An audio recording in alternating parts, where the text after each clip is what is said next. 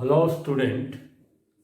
तो important topic या important question Jack examination जो ये साल होने वाला 2023 में ऑप्टिक्स का इम्पोर्टेंट क्वेश्चन का वीडियो बना रहे थे। तो आपका 14 वीडियो बना रहे थे।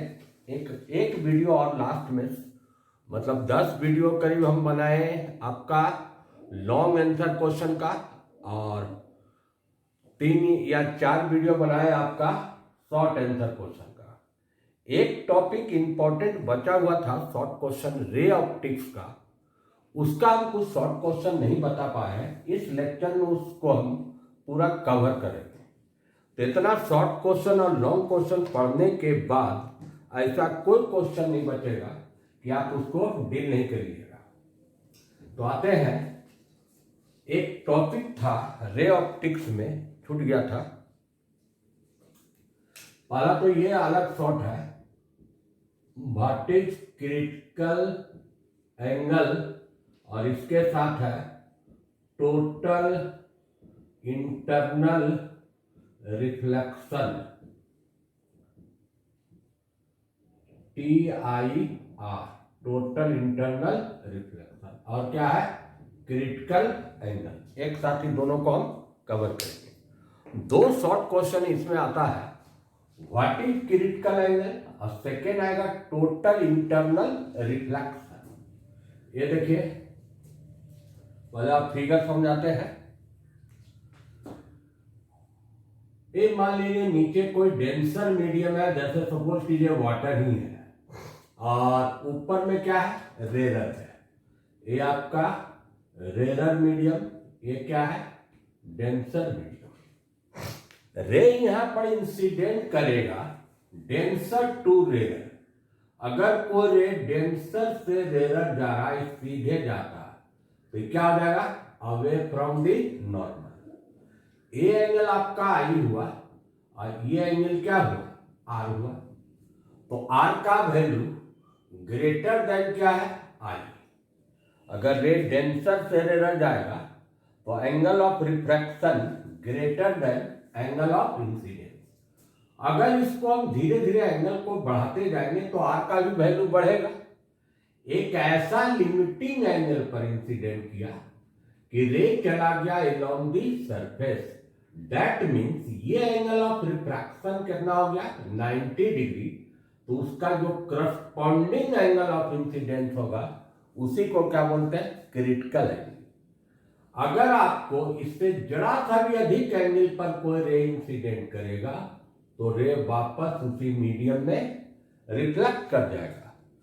इस फिनोमिना को बोलते हैं टोटल इंटरनल रिफ्लेक्शन। नंबर देते हैं, देखिए फर्स्ट का ये वाला है, सेकेंड का आपका रे इंसिडेंट या पास किया इधर से, थर्ड का ये वाला है।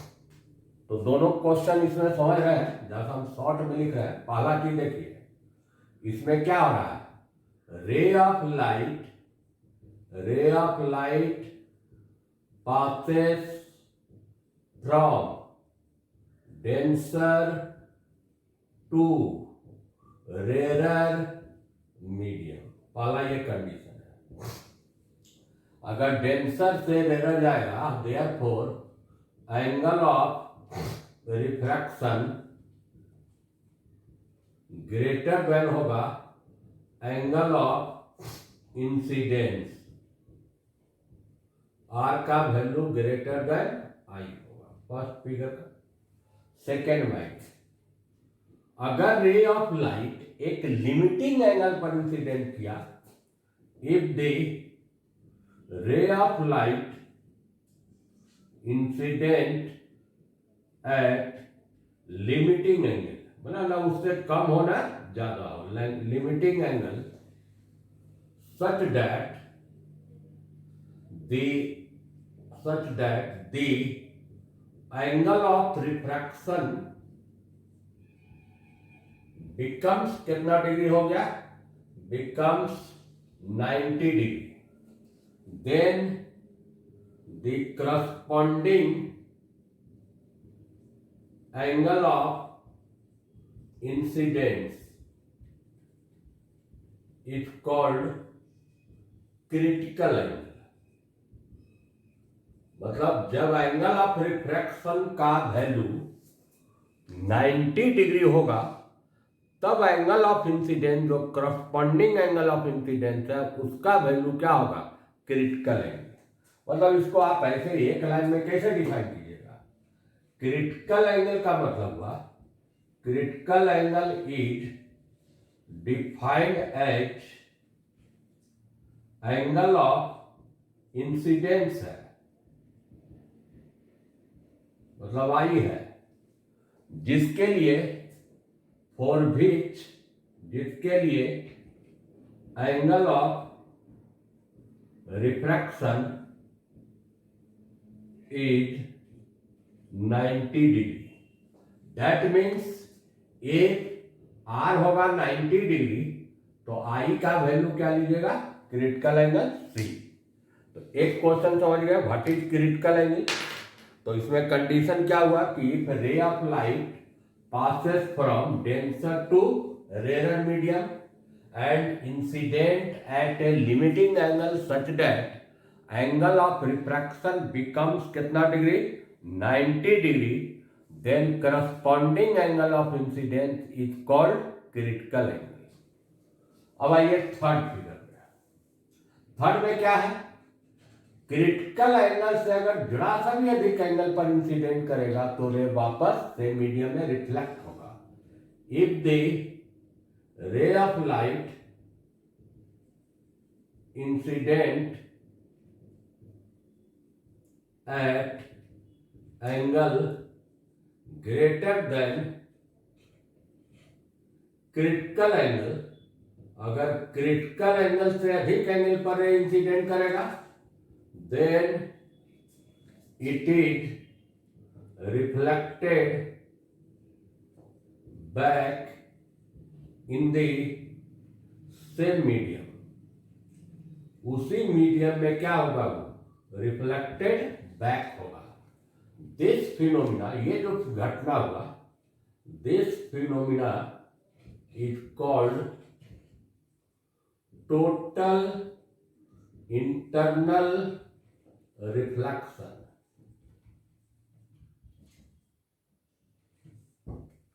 तो दो क्वेश्चन समझ गए। अगर 2 नंबर में आया व्हाट इज क्रिटिकल एंगल, तो क्या बोलिएगा? Critical angle is defined as angle of incidence for which angle of refraction is 90 degree.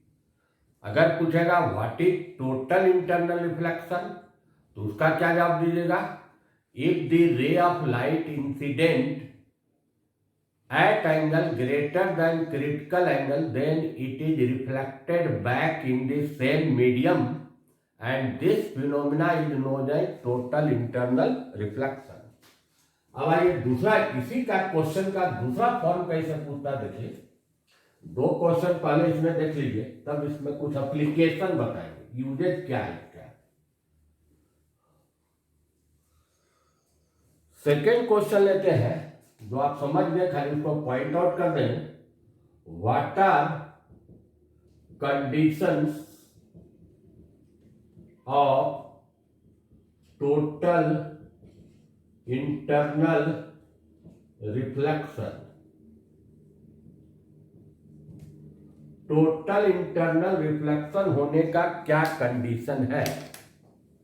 तो अभी आपको हम बताएं कि पहला कंडीशन क्या हुआ कि ray of light passes from denser to rarer medium.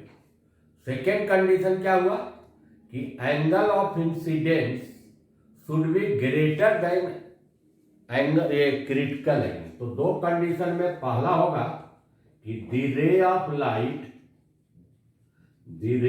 Light passes from denser to rarer medium, first condition.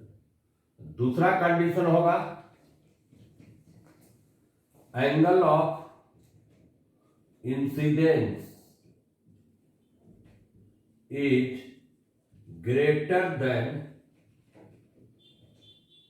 Critical angle मैंने आई ग्रेटर देन क्या होना चाहिए, सी। ये दो कंडीशन के बाद अगर रे आपका डेंसर टू रेरर जा रहा है तो तब पर भी आपका रिफ्रैक्ट नहीं करेगा, रिफ्लेक्ट हो जाएगा। एक तो ये क्वेश्चन हुआ। थर्ड क्वेश्चन इसमें आता है, establish A relationship between critical angle and refractive index। Mu और सी में क्या रिलेशन है? अगर मान लीजिए आपको बोला वाटर का क्रिटिकल एंगल निकालिए, ग्लास का निकालिए, म्यू आपको जानते हैं, तो सी का मान क्या कैसे निकालिए? देखिए दो लाइन का है, स्नेल लॉ को लगाएंगे निकल जाएगा।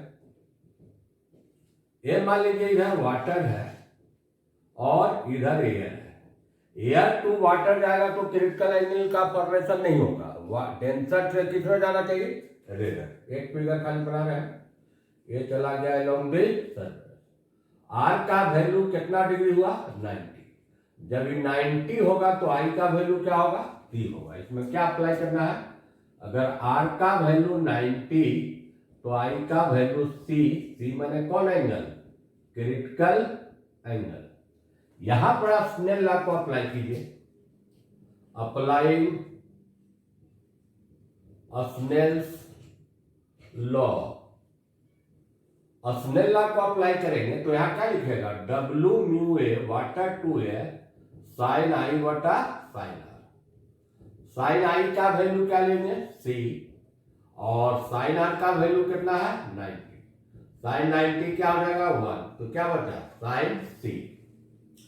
अगर इसको ए म्यू डब्ल्यू लिखना है तो आप पढ़े ये 1y हो जाएगा, एन म्यू डब्ल्यू साइन सी। इसलिए ए म्यू डब्ल्यू उल्टा कीजिएगा तो 1y साइन सी, सीधा फॉर्म में हुआ।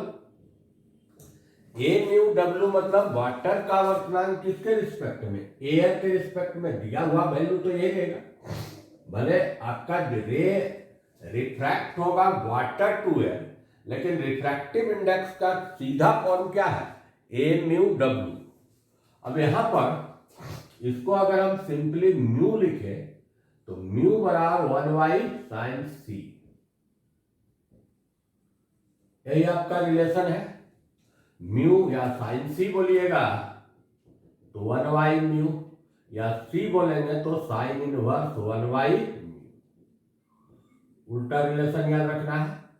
This is the relation between critical angle and refractive index. अगर सपोज कीजिए एक एग्जांपल देते हैं, क्रिटिकल एंगल अगर आपको वाटर का निकालना या ग्लास का निकालना है, for example critical angle of glass, तो सीधा याद रखिए म्यू बराबर 1y क्या होता है, साइन सी। ग्लास का रिफ्रैक्टिव इंडेक्स जानते हैं 3/2, 1y साइन सी। तो साइन सी इक्वल टू क्या होगा, 2/3, 0.66 ऐसे हो गया। सी बराबर साइन इनवर्स 0.66, जिसमें आप एंगल नहीं डालिएगा तो इनवर्स में दीजिएगा। अगर कुछ कोई क्वेश्चन पूछा गया कि वाटर का और ग्लास का किस मीडियम के लिए क्रिटिकल एंगल का वैल्यू अधिक होगा, तो जिसका म्यू अधिक होगा उसका क्रिटिकल एंगल कम होगा। तो वाटर से एयर जाएगा उस केस में क्रिटिकल एंगल अधिक होगा, और ग्लास टू एयर जाएगा तो क्रिटिकल एंगल कम होगा। तो ये सब क्वेश्चन हो गया इस पर बहुत सारा। Critical angle, total internal reflection, उसका 2 हम शॉर्ट क्वेश्चन बताए। अब इसका एप्लीकेशन देखिए, एप्लीकेशन भी बहुत सारा आता है, मल्टीपल चॉइस में भी आएगा, जैसे mirage, optical fibre, brilliant shining of diamond. ये सारा एप्लीकेशन किसका है, टोटल इंटरनल रिफ्लेक्शन। फर्स्ट आप समझिए, बहुत बार आता है मिराज।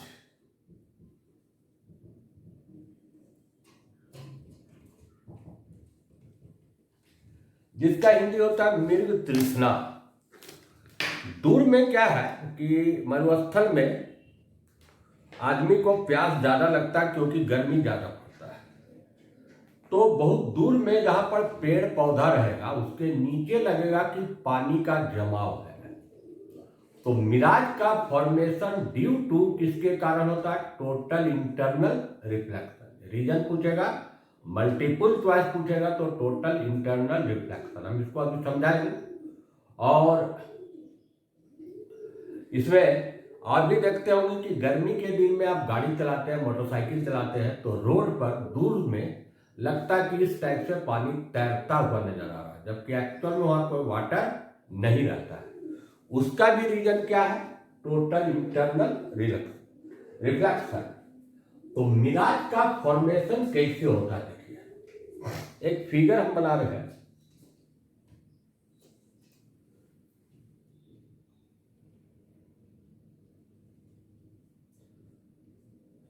गर्मी के दिन में जो नीचे में बालू सब है उसका टेम्परेचर बहुत अधिक हो जाता है, गर्म हो जाता है।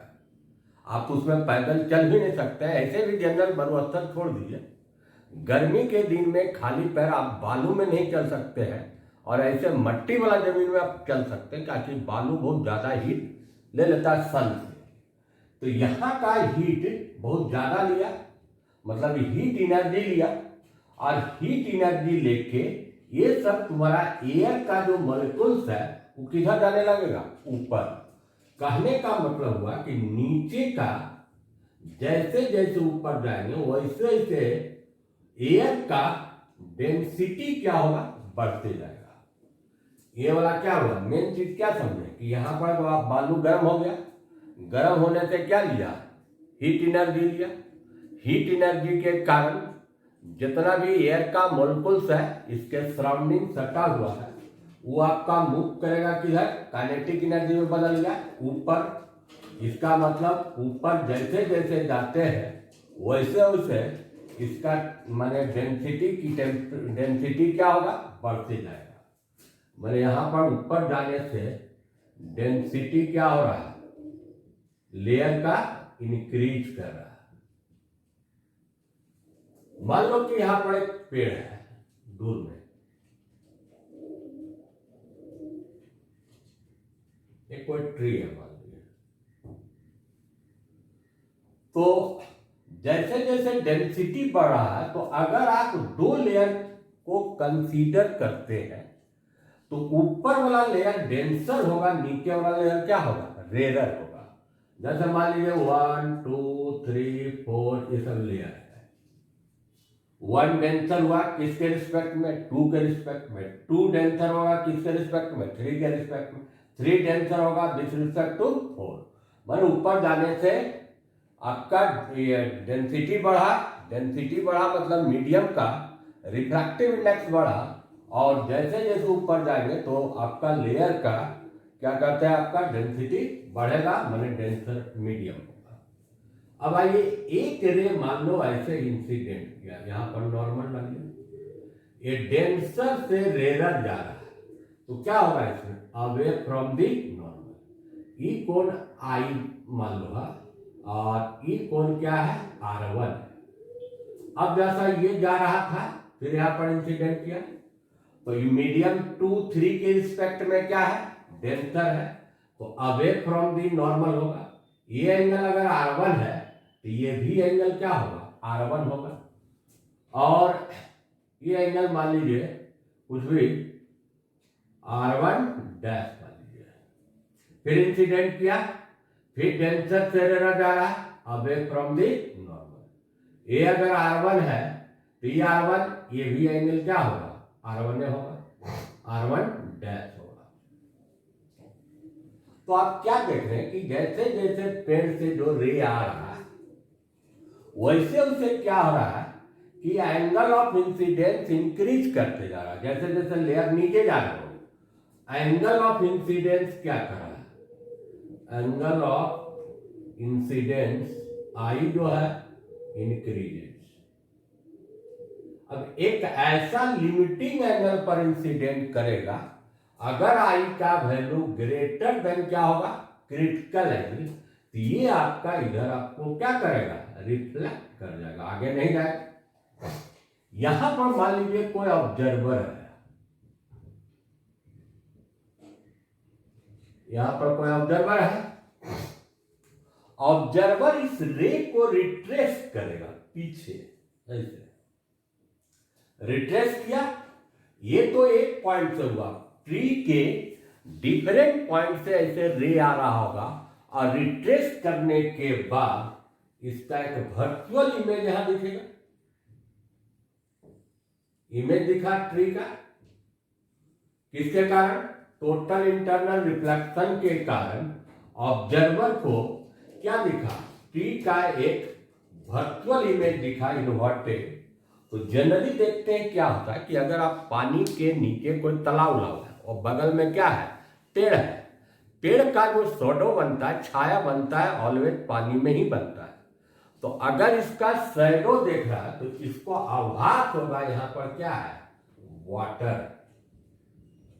तो मिराज आपका एक एग्जाम्पल हुआ किसका, टोटल इंटरनल रिफ्लेक्शन का। एक क्वेश्चन समझ में आया। सेकेंड क्वेश्चन होता ऑप्टिकल फाइबर। यह सब अगर मल्टीपल चॉइस देगा कि किस प्रिंसिपल पर आधारित है, तो आप वही लिखिएगा कि यह सबका प्रिंसिपल वही है। कौन प्रिंसिपल, टोटल प्रिंसिपल। इसका अगर ऑब्जेक्टिव पूछेगा तो टोटल इंटरनल रिफ्लेक्शन।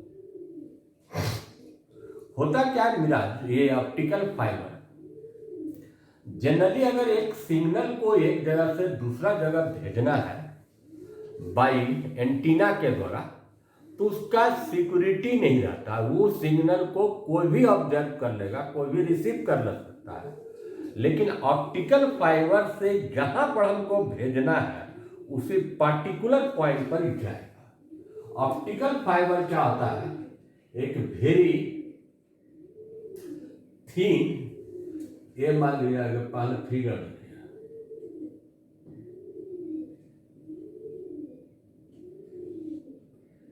ये अंदर में एक पतला ग्लास या क्वार्ट्ज का पाइप होता है, बहुत थिन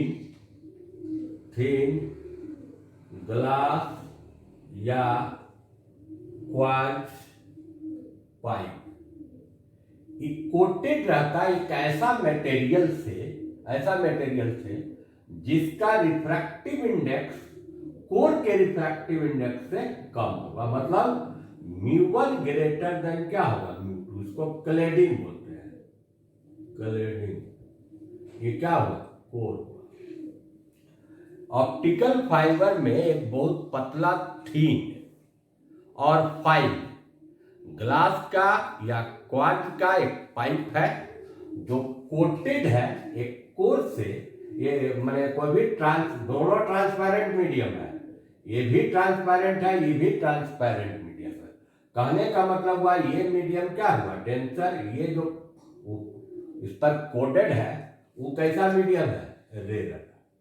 अब मान लीजिए कि यहां से कोई रे इंसिडेंट किया, तो रे जा रहा है डेंसर से किसमें, रेयर में।